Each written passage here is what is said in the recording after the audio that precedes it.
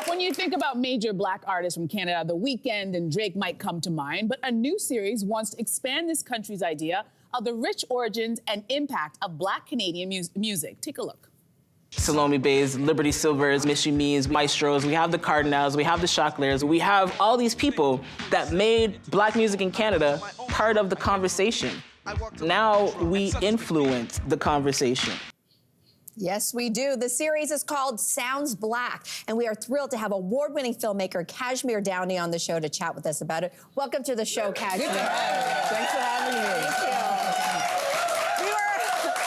We were actually just reminiscing because you used to work in what was Much Music, and fun fact, it used to be shot right in this studio. So welcome home. Thank you.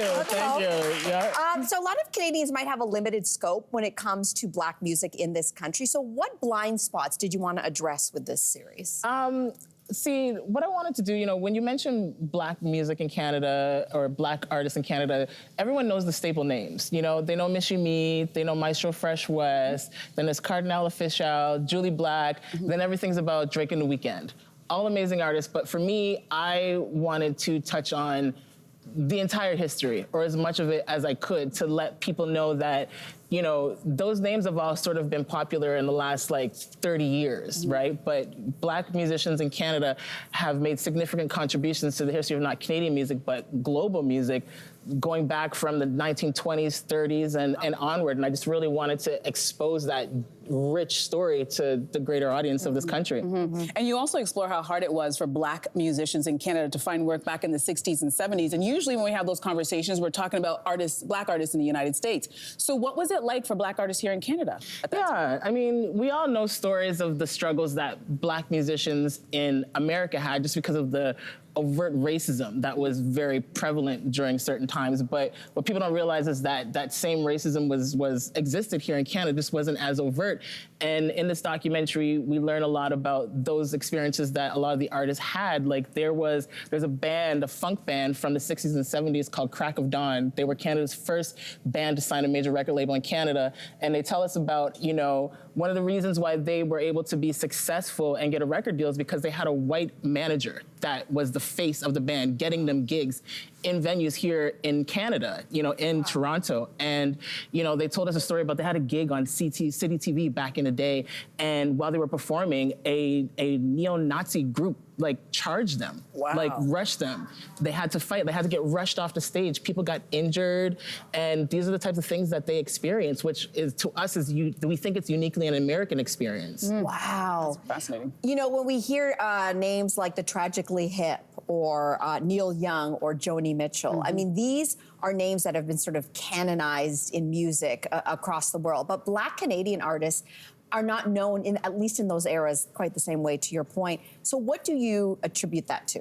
I think it's lack of exposure. You know, historically, Black artists in this country haven't gotten the same exposure. Prime example of that we talk about in the documentary is the Junos. Everyone knows the Junos, but traditionally, the awards that are given out for the Black music genres are never broadcast. There's a gala that happens the night before the Junos, which are broadcast on a Sunday night, and on the Saturday night, there's a gala where another large majority of awards are given out, but all the Black music genre awards are always given out the night before on the Saturday, never on the broadcast. There have been certain exceptions to that rule when they've been called out for it, but traditionally, and even now, all the Black music genres are never given out on broadcast. Still today, yeah. And that's like, how are you getting exposed? It's, you know, it's the same Juno that all the rest of the artists are getting, but you don't know about them. How are you not gonna know about them if they're not getting that national broadcast exposure? It's also very interesting because we have these huge Canadians who are international successes, so you think you'd want that on the broadcast. Exactly. So that's a very interesting thing that's happening, and we'll see if it continues to happen. Canada's always had a bit of an identity crisis in comparison to the United States, so do you think there's a distinct sound to Black Canadian music? Of course there is. You know, especially, you know, we all know Drake's music, and people have always talked about the vast like influences of like world type musics that are prevalent in Drake's music, what people don't realize is that has pretty much always been the Black Canadian sound, which I think comes from, in a doc we talk about all the different ways of migrations of Black peoples to come to this country, going back from the transatlantic slave trade, and then, you know, during Prohibition, when a lot of jazz musicians were coming up from the States, in the mid to late 60s, when the first major wave of Caribbean immigrants first came to this country, and all the different sounds of music that they brought with them that have all been infused into the sound of Black Canadian music, even to this day, which has now suddenly become popular when you hear artists like, you know, Rihanna or Justin Bieber, where, you know, that Afro-Caribbean, like Afrobeat sound is very prevalent in pop music, but that's always been the Black Canadian music sound. Interesting, really interesting. Listen, really big, successful Canadian acts, a lot of them seem to have had to be signed in the US first to become a success and then come back to this country, and that's like, oh, now they're famous. So why do you think there's a reticence or hesitancy for Canadian labels to sign Black talent?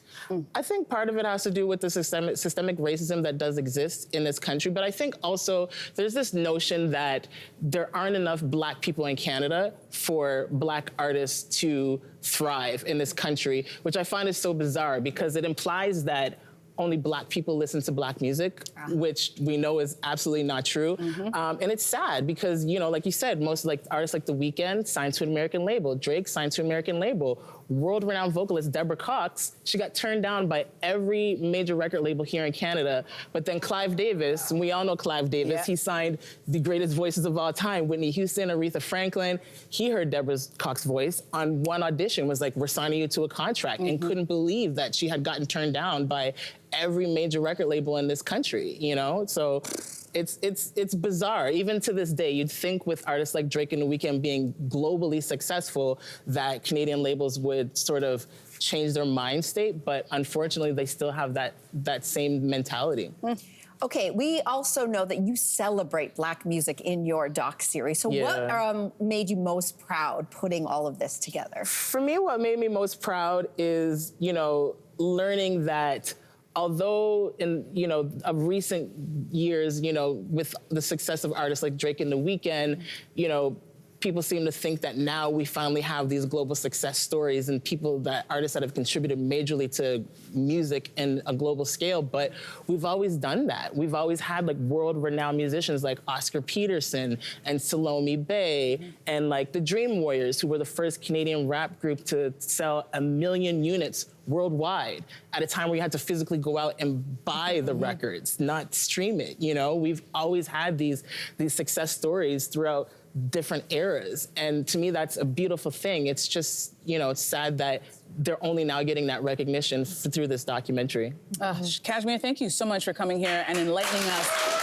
on the journey of Black Canadian musicians. Thank you. Hey, you, come a bit closer. We've got so many more must-see interviews, spicy debates, lifestyle tips, and pop culture moments. So subscribe to our channel by tapping the logo below and don't miss out.